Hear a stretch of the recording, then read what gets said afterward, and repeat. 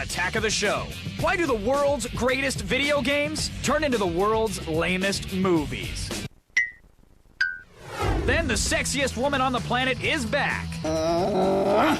Get up close and personal with the stars of Strangers with Candy, the movie. What if the kids don't like me? All this and more on a live and totally original Attack of the Show. Next. Drop the beat. Attack. What's going on here? Attack. Think upon this. Attack. Attack of the Show. Attack. That's right. Even we're pitching in today. Clap it up. Welcome everybody to a very live Attack of the Show. It's Thursday, the 29th. Hello, kids. Kevin Pereira. Hey, what's up? I'm Olivia Munn. Nice clapping. Thanks for that. All right. You guys have seen a lot of changes on the show the past few months. Yes. It's been scary. I know you guys don't always like change, and we'd actually right now like to announce yet another big change. Yeah, we weren't going to do it this soon, but we're really excited about very this. Excited. Everybody here is very pumped up. Starting next week, ladies and gentlemen, Star Jones is going to be our new permanent co-host. Yes. Huh? Come on, Star very Jones. Excited. Kind of like the guy in college moving from one couch to another, and starting next week, she's going to squeeze in right here. She's right going to have between to us. really squeeze, though. Oh, it's not much room. She lost quite a bit. She got the old swing Little line staple? job to the Little swing line. Yeah, I mean she looks well, good. okay, we'll just make sure to welcome her with big arms. Yeah, just open them as large as you can. And you guys out there, give her a big bear hug. Yeah, she needs it. She needs it. All right now, it is time to show you the things that you guys care about. That's right. It's our morning paper. It's what's cool. It's what the hip kids are looking. It's around the net.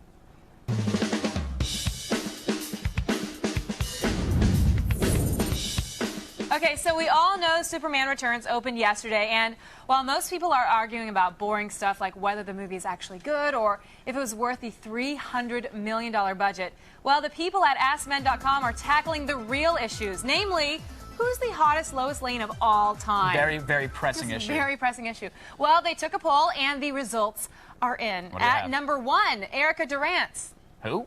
Yeah, I don't know. All right, moving on. Number 2. All right. At number 2, we have Kate Bosworth. Now that I can get behind. Very skinny. Or in front Very of. skinny Lois Lane. Good for her, though. Yeah, you like the skinny girls. And finishing in 3rd place, Terry Hatcher.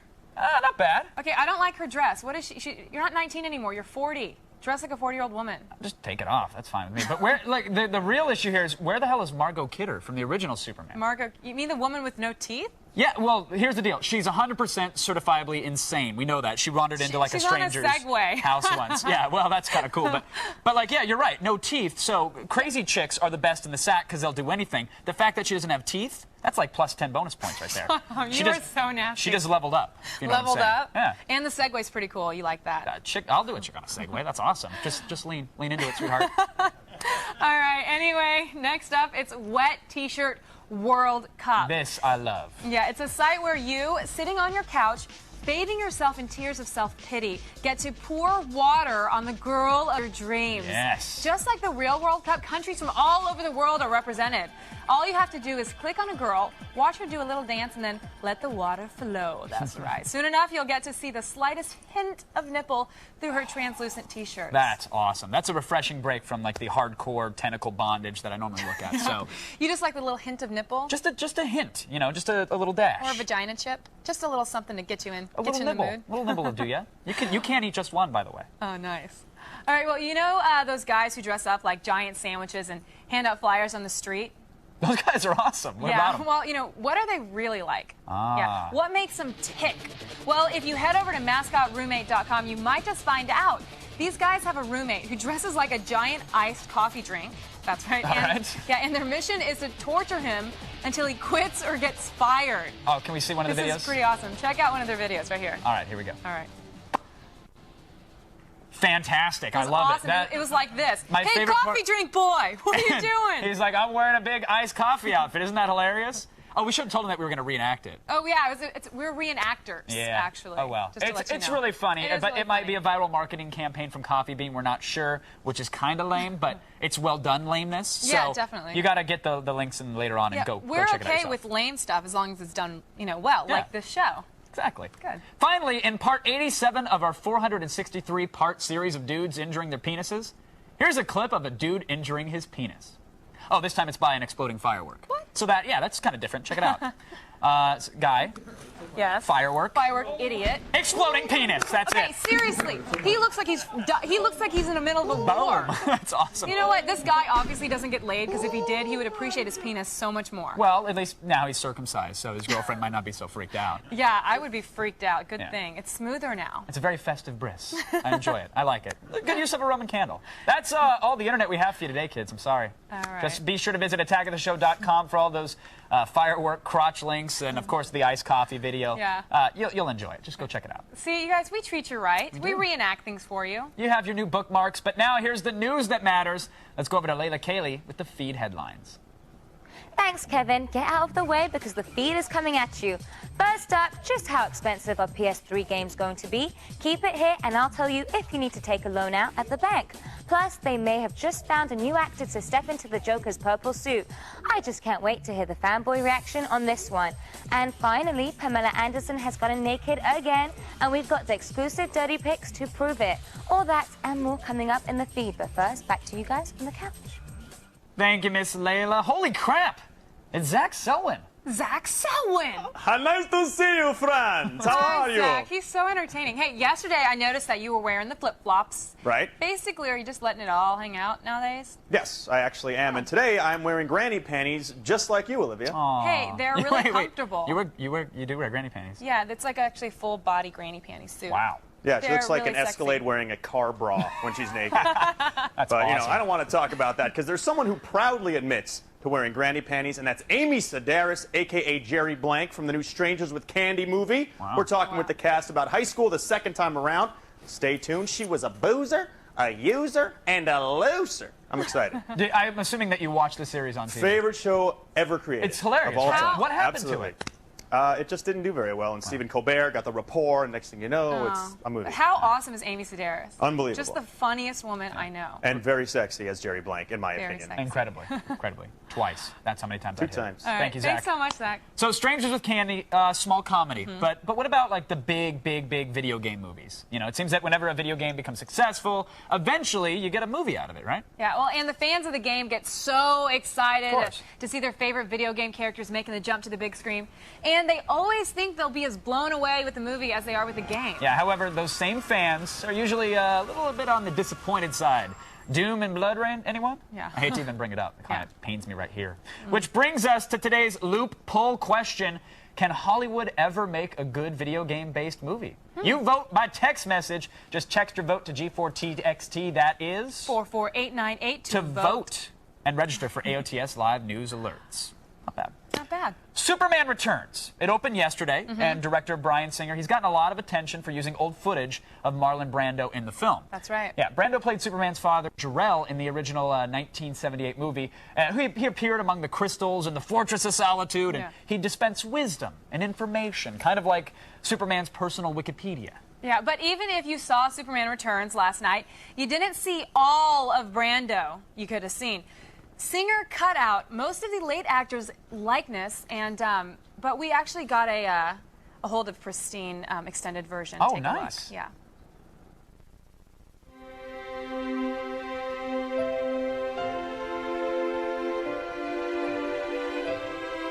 Kal-El, my son, even though you have been raised as a human being, you are not one of them. But remember, you can always come here to your Fortress of Solitude to learn about this world and the rest of the universe. First, my son, it's very important that you remember always to shave with the grain. If you shave against the grain, you'll get razor bumps and irritation. You'll have these unsightly red rashes on your neck. Now, look, a car is an investment, Kal-El. And in order to make the most of it, you have to learn to change your own oil. Always arrive at a party with a bottle of wine or something. It's very rude to show up empty-handed. You should find out if that Daily Planet has a 401k matching program. And the sooner you start saving, the better. Don't put it off. You should have taken that job at the Gotham Herald. That had good benefits. Well, you see, Kal-El, sometimes when a man and a woman love each other very much, they lie down together in bed. When you change the oil yourself, you know it's done right, and you extend the life of your car. You should do it every 3,000 miles. When you're at an all-you-can-eat buffet, don't fill up on bread. Most people keep their thermostats too high. Put on a sweater, turn it down to below 60 degrees. You shouldn't carry more than 1 or 2 credit cards. All the clothes you really need is 1 good pair of jeans. and maybe a blazer. You should find a good multivitamin. I cannot overemphasize the importance of a firm handshake. And if this Batman jumped off a bridge, you'd do it too? This is a delicate subject, but I found that baby wipes are far more effective than toilet paper alone. This Lois Lane, have you met her family? What does her father do? If the oil drain plug does not come off right away, make sure you have the right size socket wrench, or you'll round off the plug and then you're in trouble. Check your timing belt too. If that thing goes, oh boy. Remember, my son, righty-tighty, lefty-loosey. Don't marry a Catholic girl. They're all crazy. You always stand on 16, never draw. Have you thought about mutual funds? You have a strong jawline. You should consider television. We don't know this for sure, but you might be allergic to peanuts. Next, why can't Hollywood make a good video game movie? Take them to the dungeon. And then it's time to sneak a peek at Olivia's rack. Stay tuned because Attack is coming right back. Attack of the show. Attack. Attack of the show. Attack. Welcome back. I'm just so happy whenever you guys come back to me. We are live, and today we're talking Hollywood and games. Before the break, we asked you, can Hollywood ever make a good video game-based movie? Well, according to our text message counting scientists at the G4 Laboratories, by a narrow margin of 52%, 52% of you think Hollywood can make a good video game-based movie. All right, well, let's go on over to Kevin to figure out what this all means.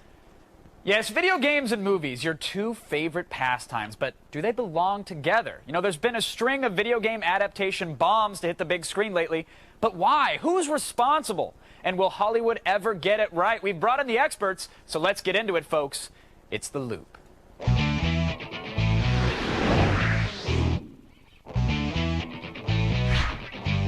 Joining us via satellite to help us make sense of it all from Austin, acclaimed video game designer Richard Garriott. From Los Angeles, our resident film geek, it's Chris Gore, folks. And from San Francisco, screenwriter Gary Whitta. Gentlemen, welcome to The Loop. Pleasure to have you all here. Chris, I'd like to start with you, sir. Why on earth can't Hollywood make a good video game movie?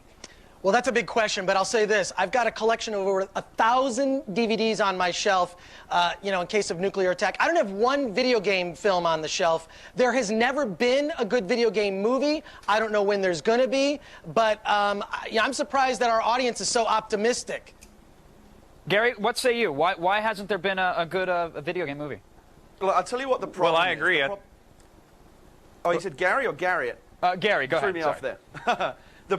The problem is, here's why there hasn't been a very good video game movie. It's just they just haven't attracted top-name Hollywood talent to come and make these movies. They're not attractive propositions. You don't have the Spielbergs and the Scorseses of these world going, oh, I really want to make the Silent Hill movie. It's just not happening. So what happens is you get people like Uwe Boll coming in and these kind of journeyman hack filmmakers turning out garbage like Blood Rain and Alone in the Dark. And then people come in and say, oh, well, look, this is what happens when you try to make a video game movie. House of the Dead was a masterpiece. Be careful there, Gary. Be careful. Yeah, if I could correct Gary, it's Uwe, and I just took one before the show, above the bowl. Very proud. Well done, Chris. Richard, what's going on here? You're a game developer here. You know, I mean, is it the game developer's fault, or is it Hollywood? Who's at fault here for making crappy movies based on game franchises? Well, you know, while as in theory, of course, you can make a great movie about any kind of content. So, you know, the fact that some of the best intellectual property is now being made in games implies that you absolutely should be able to do it.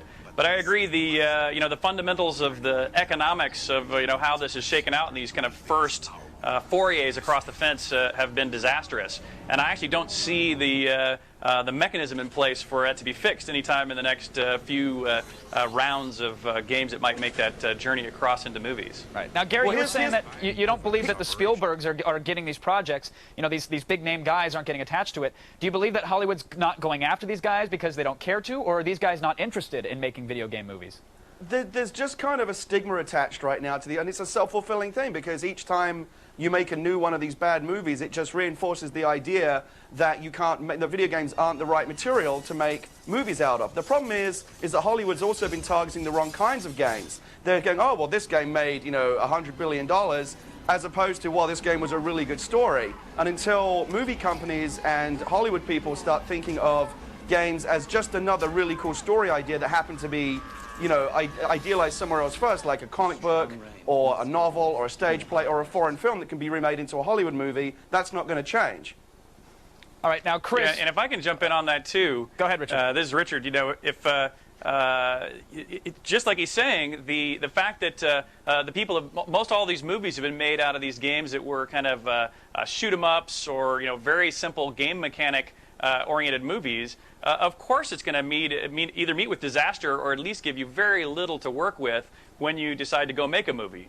But even if you're working with great fiction as the backdrop, which is where they should in fact start when they want to make a movie, then they've still got to go out and hire a really first-class frontline screenwriter, and then back it up with frontline directors, etc., which they're just not doing over there in Hollywood. Now, Chris, you mentioned you had a bit of a spite there, it seems, with Uwe Boll. Do you think he's responsible for ruining, several video game franchise movies and perhaps tainting the waters for video game movies from here on out? Well, not just Uwe. It's a lot of the problem is the studio heads themselves. They look on video games as B movies. Let's just get that video game movie and crap it out. So the respect for the medium is not there, unfortunately. But some might say, yes, they're two different mediums. They're video games. They're movies. They're different. You know what? Comic books. There have been a lot of great comic book films, and comic books have attracted amazing talent. I think part of the problem is that the video game generation, they're not making movies.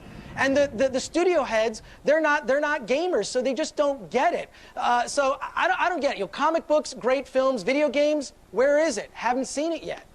Here's why we have reason to be optimistic, though, is we're starting to see now the very first generation of really big-name video game movie adaptations that actually are going to attract top-name talent, like the Halo movie and the World of Warcraft movie. The guys that are making those movies are not going to settle for the Uwe Bolls and the Paul Andersons of this world. They're going after the top Hollywood talent to make those movies. And to touch on what Richard said earlier, which I think is also a really good point, he's right. We've been through this kind of one awkward first generation of making movies based on games that never really had a story, because we're looking at games like Doom and Tomb Raider, which had very primitive technology and didn't really get into the story very much. Now, as we move forward, we're getting into games that are becoming increasingly sophisticated in their storytelling and more informed by movies and more cinematic, so that when we get into that generation of games being made into movies, those filmmakers are going to have a lot more to work with in terms of properly realized characters and real stories. That's true. It seems that game design in the past was all about getting a character to at least move around on the screen, and that was more than half of your battle. Richard, when you're developing a game now, are you trying to give the characters a movie-esque backstory or make the games more cinematic so that they would lend themselves to a movie? Well, I don't think that we're actually trying to make a game specifically adaptable for movies by any means, but definitely there are storytelling skills and cinematography skills that do transcend both markets and are really better for both markets as you get better skilled at them in our side of the business. But what I find interesting is that if you go back 20 years ago, even the earliest games, we used to try to get movies made out of them, usually unsuccessfully. Then those first generations, the game industry has been very happy with $1 million or $2 up front, and hey, that's a big bonus to our bottom line, and so our industry was willing to accept what I'll call these B movies.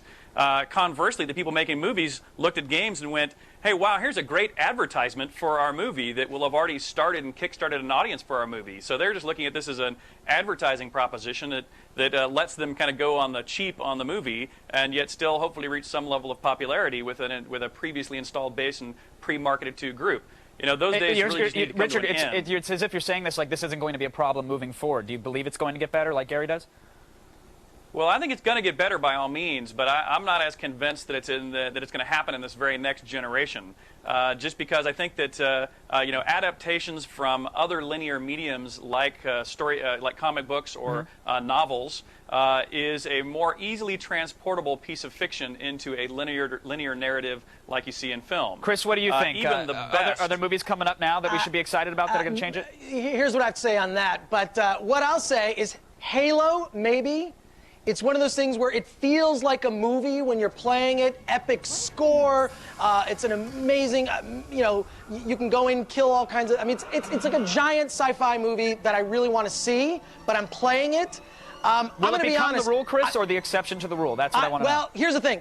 I am optimistic that when I go to the theater, I can't wait to see how they screw it up. because it will not be a good film. Great game. Can't wait for Halo 3. The movie's going to blow. I don't care. All right, Peter Chris, Jackson, he's only the executive producer. He's not jumping into the director's chair. All right, we'll see. Halo might be our only hope, but we're going to have to wait 2 more years to find out. Big thanks to Richard, Chris, and Gary for joining us and keeping us in the loop. Gentlemen, it was a pleasure. Right now, it's my pleasure to send it over to Olivia.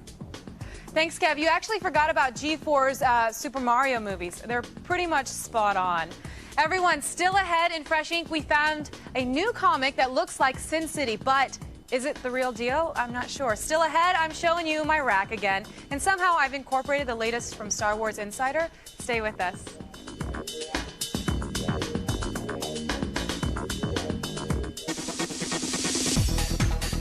Welcome back to a live attack of the show. It's the time you've all been waiting for. It's glossy, it's got cult fans, and it's full of fun. It's Olivia's Rack. That's right, Zach. Let's start things off. Yeah, seriously, wait a minute. Like, I know this is called Olivia's Rack, but guys, boys, bring the cameras up. Thank you. Much better. Thank you. Yeah. All right, that's so much better. Let's start things off with the comedy issue of Premiere Magazine, which features a cover story on my favorite comedian, Steve Carell. Yeah, and it definitely covers his bee allergy, if you can't tell in those pictures. There's an article in there. It's a great read with some really juicy stuff on Steve. Like, did you know he hunts furries in his spare time? I didn't. Yeah, and he also just hit $175,000 per episode. That's it? Oh, poor guy needs a new agent, right? Definitely. He needs your agent. You make a lot of money. I do. He drives a Prius. It's awesome. I actually loved him in The 40-Year-Old Virgin because it really reminded me of myself. What, the virgin part or the bag of sand? I am still a virgin. Oh, that's right. Pure until the right movie comes along and you really need the part. Do you love Steve Carell? I do. I think he's fantastic. And I thought he was great in 40-Year-Old Virgin. And the problem is I get him confused with Stephen Colbert all the time, which there's no excuse for that. That is the dumbest thing I've ever heard. Well, you know, it's what I do. They're 2 white men named Steve. There you go. Awesome. Easily confused. Next, we're taking a look at the must list from this week's Entertainment Weekly. Smokin' Hot Ashley Judd and the screenwriters of Superman Returns are among the list of the 113 people and things we love right now. The list even includes the sexy Cylon ladies of Battlestar Galactica, some of our very own friends, and highlights the genius of Pee Wee Herman. I didn't know he was a genius, but now I do. He was. It also has a must look back at the stars we missed. Wait, you don't know Pee Wee Herman was a genius? Talking chair. Yeah, the genie in the box. What about the breakfast machine from the Pee Wee's Big Adventure? You know he had like now the Rube Goldberg device that would make him breakfast? Now I think about it, our show is very much like the Pee Wee Herman show. It really in a is. very odd way. I want that awesome bite. I know. Yeah, sorry your Superman lady's not in there. Oh. With the no teeth. I know you like her a lot. That's my callback. Let's bring her. Okay, well everyone, this is an issue. It's called Modified Mag. It is straight from the Formula D beat. This is my beat, you know that. This is an issue that features a tricked out 2004 Honda S2000 that screams hotness. Holler. Holler. The article details every step that the racing team took to fine-tune the drifting. Now, so this car, the S2000, you were saying earlier that it comes off the line almost ready to drift? Yeah, it's basically, I mean, you really can't have a drifting car like out in the streets, but this is basically the closest you can get to, you know, a drifting car to drive around. Are we going to start seeing more of this? Because cars coming out that are designed for that? Well, I think that, especially when you watch Fast and the Furious 3, and a lot of people are doing it now with Formula D, people just want to do it, so they get out there and might as well have a car that helps you along. Yeah, sweet car, still couldn't take my Subaru. Just saying. Maybe we could race later. 91 octane, Olivia. Awesome. Premium. You're pretty hot, Kevin Good Pereira. stuff. All right, now, you guys, if I couldn't be drifting, I'd definitely be surfing, and I love this month's Surfing magazine. Check out the article that shows surfers around the world using the power of Google Earth to locate untapped world-class surf spots. Why are you laughing? It is a great idea, and the pictures are ridiculous. No, that's cool. That's Go ahead. Yeah, okay, even better, Kevin, you need to read this. Even better, if you can find a new hotspot, the magazine will actually send you there. Is that really truthful that people are using Google Earth and literally clicking around and going like, oh, that looks like a spot I haven't surfed before? Well, okay, right now, surfing, like everyone, there's so many amateurs out there trying to surf, and Hawaii used to be the place. Now Costa Rica's the place. Really? Because what about Myrtle Beach? I'm going to move on. Okay. That's really embarrassing. All right, I haven't heard of this one before. This is the special. I'm sure you have, actually. It is High Times, this magazine. It's August hash-filled issue. It definitely doesn't disappoint. Flipping through, you'll find an interview with Tommy Chong, without Cheech, of course. That's all right. And Chong opens up about the time he spent in the big house for allegedly selling water pipes. Dude, the dumbest thing ever. The dude sold some bongs online. Like, whatever. Our prisons are overcrowded. Definitely overcrowded. It was actually a good thing for him, right? Well, he points out in the article that his arrest and time in jail actually helped him get a lot of publicity. There you go. Yeah. They should really make the covers out of zigzags, though. like you know, so that when you're done, you're crumbling, you just roll it right up. It's great that you know the label of the papers. Like they have them at 7-Eleven. It's next to the that's what you get them for. All right, and finally, Star Wars Insider. Nerd alert. Yeah, nerd alert. This mag plays to people's scary obsession with a franchise, but really, it's the fan art in the back of the issue. It's what's most concerning. Take a look at Bantha Tracks. It's a feature that shows off nerdy artwork. Yeah, I guess some of the artwork isn't too bad, but it's like kind of like when you're in 6th grade and you submit your best picture in art class and they get it into the book. Yeah. Wait, hold on, right there. Can we, is there any way to, did you see that photo? Oh, yeah, the picture of Anakin. Was that supposed to be Anakin before or after he was charred by molten lava? 'Cause I love that he drew in the, or he or she drew in the wind blown in his hair. I like it. It just looks like, it looks like the kind of thing that you send into the newspaper to win a gift certificate at the local mall. It doesn't. And you've done that, I'm sure? I have done that, actually. That's not my Anakin, but it's still a cool photo. Maybe Good job. you submit one. I would. We'll submit one together. All right. Awesome. I'll do the shading. On the upper lip. Okay, everyone.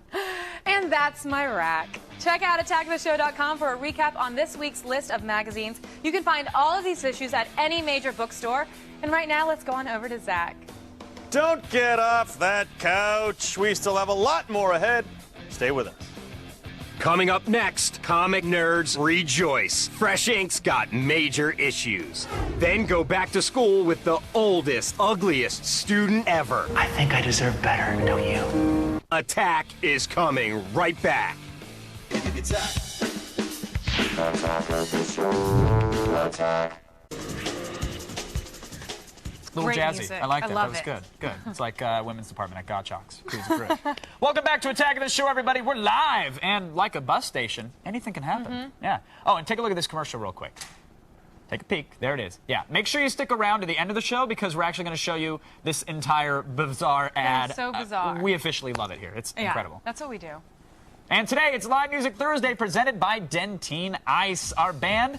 Who is it, Olivia? Alien Ant Farm. It is going to be so freaking good. Yeah. So good. But right now, here's the news that matters. It's the feed. Layla, you got any plans for the 4th of July weekend? You know, Kevin, I'm a bit bummed out. Because 4th of July is when you guys kicked our asses. That is true. So us British people, it's not a very good day for us, you know?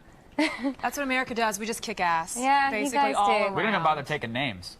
It's all right. I'm going to have a barbecue and get a lot of food in my belly. Nice, good for you. All right, well, anyway, it's a bird, it's a plane. No, it's the feed. I'm Layla Kaylee. Now let's start this thing already.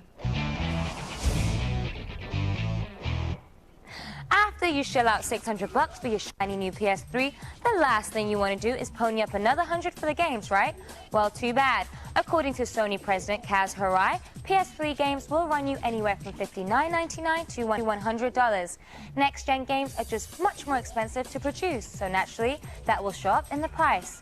Wow, looks like the only person who can afford a PS3 this Christmas will be Bill Gates, and I'm pretty sure he already has an Xbox 360. Some big Hollywood casting news. First up, Leonardo DiCaprio will be playing famous LSD advocate Timothy Leary in a new biopic. Is it me, or does Leo only play real people who go crazy these days? And now, the story you've all been waiting for. There's a rumor going around that Robin Williams might be playing the Joker in the new Batman sequel. Now, don't freak out just yet. It hasn't been confirmed, but I think it seems pretty likely. After all, Robin did just speak to IGN Film Force, and he's already worked with director Christopher Nolan in Insomniac. Chances are he's going to do it. Just in case you didn't see enough of Pamela Anderson's bare body when she posed for Playboy or starred in that sex tape, she's taken off her clothes again. At least this time it was for a good cause, that's right. Last week in London, Pamela Anderson got inside a Stella McCartney store window and did a sexy striptease. Peter was behind the stunt and organized it to protest the use of fur in fashion. Very interesting. From the looks of things, I didn't see too much fur on Pam's body. I guess she likes it smooth.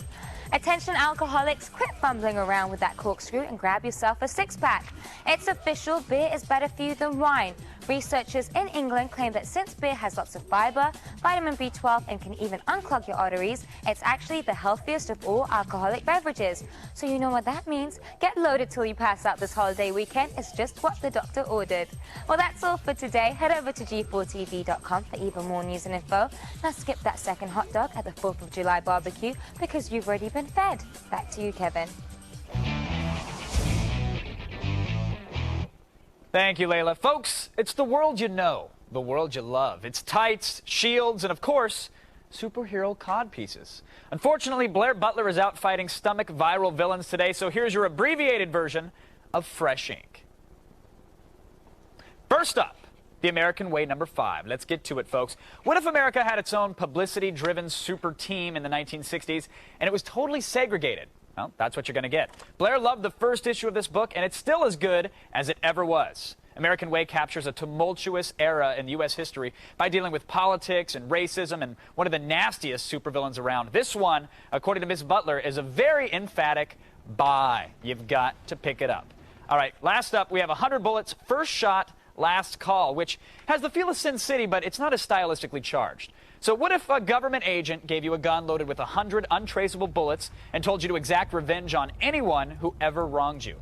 Pretty sweet. And that's the plot of this graphic novel. It launched multiple graphic novels and put its creative team squarely on the map. And while the later trade paperbacks have stronger stories, this is the one that started it all. And as such, Miss Butler says it's a buy. Of course, you can check out our website for all of your comic book needs and desires. But right now, you can check out Olivia. We're just warming up. So much more ahead. You guys, don't go anywhere. I'll miss you staring at me. I'll just stare back. Next, Like you love the show. Now get a sneak peek at the movie, Strangers with Candy. You'd better be here when Attack comes back.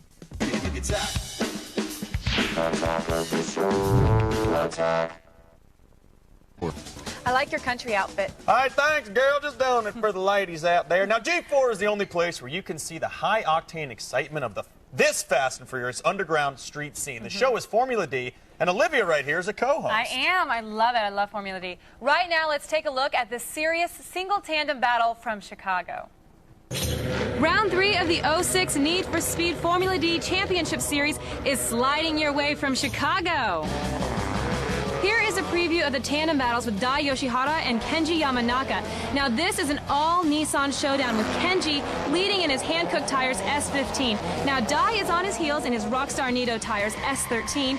And both drivers look very dialed in, so I'm going to go ahead and call it an advantage even. And you guys just have to tune in Sunday night at 7 p.m. to find out who takes the top spot in Chicago. This was the third event in the Formula D Championship Point Series. Going into the event, Sam Hubinet, who was on our show, do you remember him? Yeah, I sure do. Yeah, he almost killed a few people, scared the hell out of you. I remember Sam. Yeah, he came in as a leader with the overall points, so we'll see if he still takes the top spot. Well, my money's on 10G. Tune in to see who takes the #1 position on the winner's stand in Chicago. Make sure to watch Formula D Chicago this Saturday, July 2nd at 7 p.m. Now, let's go to Kevon. Thank you, Zach. It's really not, you can't really have fun with your name. Sorry. David Letterman is a huge fan of Amy Sedaris. So much so, in fact, that he's financed a movie for her as an executive producer. It all began when Strangers with Candy was a cult TV show, and it's now in position to actually be a cult film classic. It's funny, it's dark, and it could be the sleeper hit of the summer. Strangers with Candy is the heartwarming tale of Jerry Blank, a 46-year-old ex-junkie who goes back to high school for a fresh start. Now, being the new kid in school is never easy, especially when you're a boozer. You're a fat goblin. Son. She is. I know, Derek. I have eyes. A loser. What's your IQ? Pisces. And a user. Would you like to carry my books? We tried to make sense of it all with stars Amy Sedaris. It all came rushing back to me. The years of drug-addled, alcohol-tainted debasement.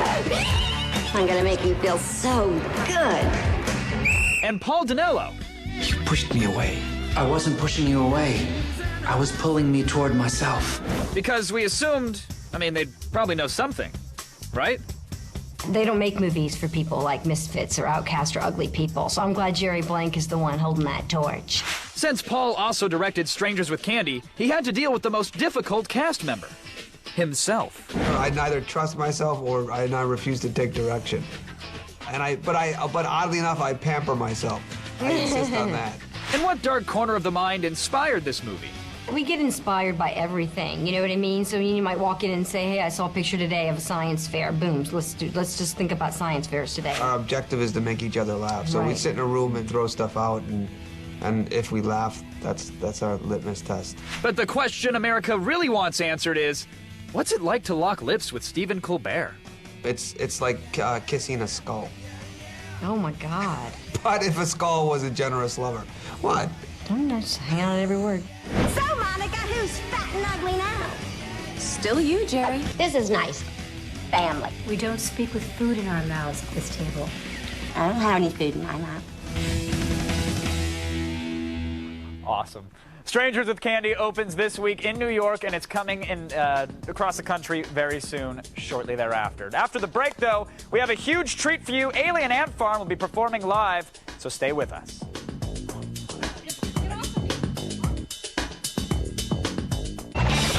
What's going on here?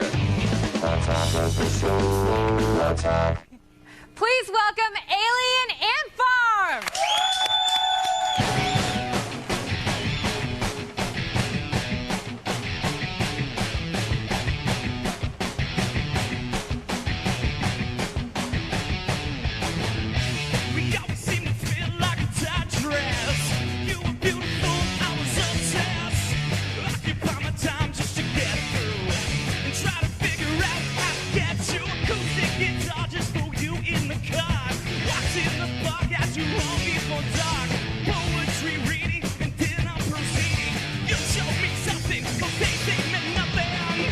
What the hell am I supposed to do? I can't forgive and forget you. I can't forgive and forget you. What the hell am I supposed to do? I thought I'd forgive you, but now I forget you.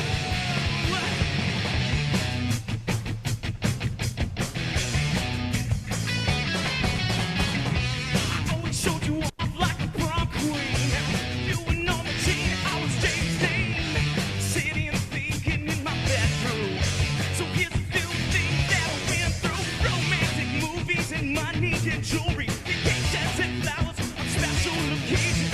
Purses and lockets made out of my pocket. Diamonds and dresses, fucking expensive. What the hell am I supposed to do? I can't forgive and forget you. I can't forgive and forget you. If you were in my shoes, what would you do? I felt I'd forgive you. I forget you. I can't forgive. Oh, Dad. I can't forgive. I can't forget. You beat down, reach down in my chest, grab my sucker, beat down. How could I forget?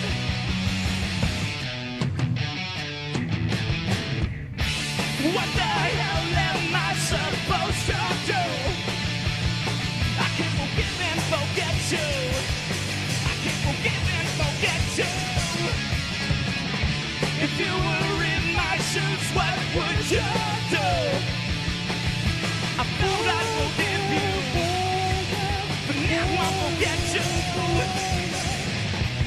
I can't forgive. I can't forget.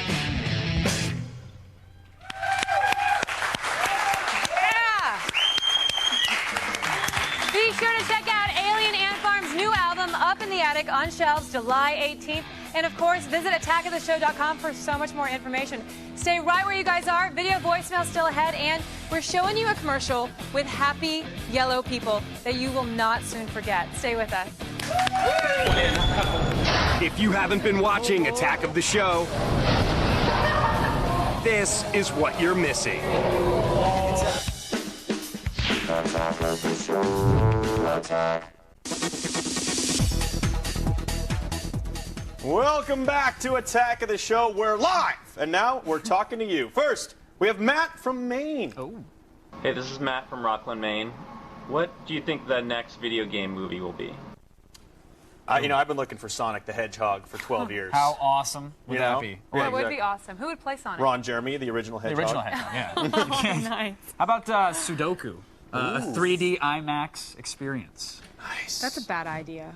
Yeah, it is. You're right. You're right, it is. What about Tetris for you, Olivia? I love Tetris. I could be the blocks. My favorite is the L or the small T, the teeny T. It's all about the line. Everybody loves the line. You got to wait for the line. You always play around the line. No, square line. I wait. I build them up all into the left, and then they just so you build them on the left, and then you start dropping onto the right, and then just start. You're waiting for lines, though, right? Everybody. You know what? I have a 3-act structure in my head right now. I'm going to get Final Draft. We're going to write this together. Awesome. Done. I smell gold. Done deal. Next up, we got Faye from good old Texas. Faye's back. Faye. Faye in Princeton, Texas. Which is better? Movies based on video games or video games based on movies? Faye, is someone feeding you the lines? No. Someone feeding you the lines. She just wants to know so badly. She can't get it out. Yeah, it's almost hard to get out. She seemed like she was on a little bit of Drixoral. Right Could be. There. A little slow. Bit of a Dayquil. So her question are movies based on games or games based on movies. I always think movies based on games should be better. Traditionally, they haven't been, but it's like, you know, they can do so much more when it's a completely 3D generated world from a machine that they can be more imaginative. So I think they could be more creative with the video game and then make a movie based off of it. I would say that's a good idea in theory. It just never happened. Like I played Star Wars plenty of times, and even the Indiana Jones game was amazing back in the day, and I've never seen him like make a great movie out of that. So, should happen theoretically, but it hasn't happened yet. Maybe soon. Tetris the movie, starring Olivia Munn and Zach Selwyn. Yeah. Zach Selwyn coming up next week on Attack of the Show. The biggest beer bong you guys have ever seen. It can actually handle 26 people at once. Kind of like you. Hey now, and we have our Independence Day special. And finally, we've seen it 100 times around the office. It's possibly the most bizarre and awesome commercial around. Certainly. Take a look. Happy morning, rising time. Happy morning. Get up, get out of bed. You can sleep when you are dead. Party hard. Stayed up real late. Time for work and you can hardly wait. Scrub-a-dub-dub, doodly-doo, spread the sunshine. Happy morning, happy morning. Wake up, you sleepyhead. You can sleep when you are dead. Sleep while you are dead. The commercial speaks volumes to me because that's how I feel in the morning. I feel like I'm not one of those sunny, bright, shiny people, but like even walking to my car, it seems like the homeless guys digging through the dumpsters are happier than I am to be alive. Oh wow, that's really sad. I'm just not a morning guy. And in much better shape. Homeless guys are ripped. They are. They are. God, what's that? Because they have to walk everywhere and they have carts to push, and there's a lot going on. That commercial is actually awesome because at least they're going outside the box. I'm so sick of like pretty people in Target. Okay, like I miss Juan Valdez in the jacket. Yeah, man. Like, bring the donkey back. Let's make our own commercial. We're gonna make our own movie, our own commercial. We're our own thing now. Wow, just start the taking production over the company world. Why don't we finish making some television first? Oh, okay. Sure. Okay. Do you want to say goodbye to the kids? No. Oh, I do. So Bye, guys. Okay. I love you. Bye. I love you. Cheers. You guys want to make out? Absolutely. Awesome.